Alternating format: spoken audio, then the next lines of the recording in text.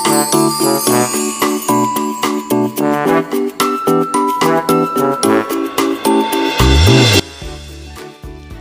sa vlog natin for today, tuturuan ko kayo kung paano mag-redeem ng load o cash sa Tong It's Go.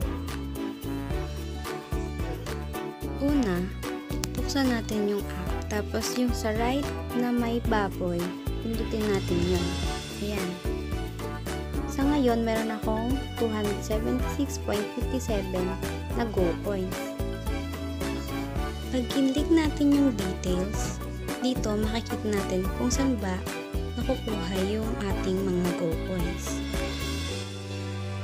Karamihan na nakuha ko ay galing sa Invite Reward. I-click natin yung Get Rewards. Ayan, merong 100, 200, and 500 na pwede natin ma-redeem. So, please enter the phone number you want to recharge. So, pinili ko ay yung 200. Then, i-type natin kung ano yung number natin.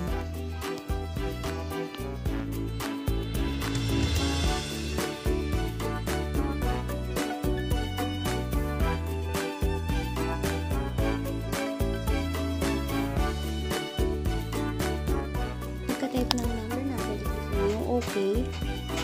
And, i-calculate natin yung recharge. Are you sure to add 200 Go Coins to your mobile number? The application cannot revoke after set confirm lang. Then, ayan, nabawas na bigla. And you have received a request. Your period loan will be credited within 5 working days.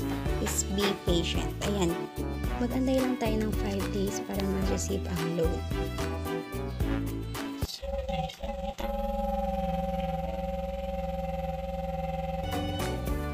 Ayan, dumating na yung 200 pesos load natin after 7 days.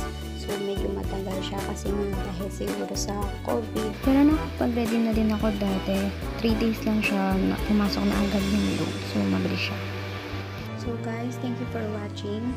Don't forget to like and subscribe. And keep safe, everyone. Bye-bye.